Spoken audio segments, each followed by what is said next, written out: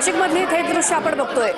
एके ठिकाणी गिरीश महाजन यांच्या उपस्थितीमध्ये ठाकरे गटाच्या काही नेत्यांचा भाजपमधला प्रवेश, एक त्यामध्ये मनसेचे देखील नेते आहेत। मात्र याच पक्षप्रवेशाच्या काही क्षणाआधी इतका मोठा गोंधळ या भाजपच्या कार्यालयाच्या बाहेर उडालेला होता, कारण या सगळ्या नेत्यांना भाजपमध्ये प्रवेशाला भाजपच्याच काही नेत्यांचा, पदाधिकाऱ्यांचा विरोध आहे।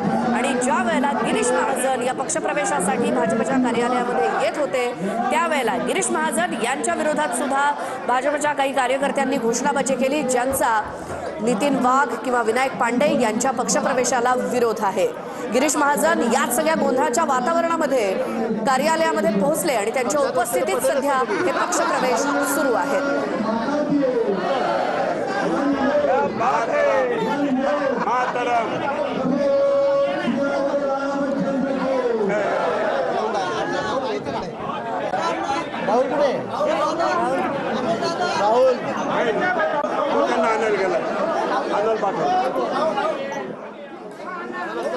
तर शिवसेना उद्धव बाळासाहेब ठाकरे पक्षातून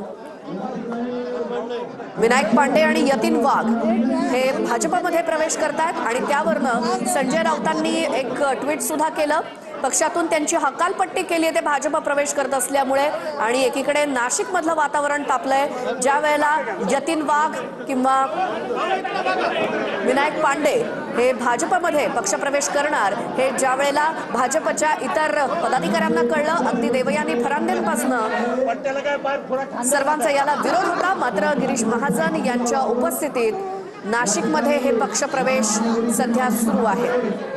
याच पक्ष कार्यालयात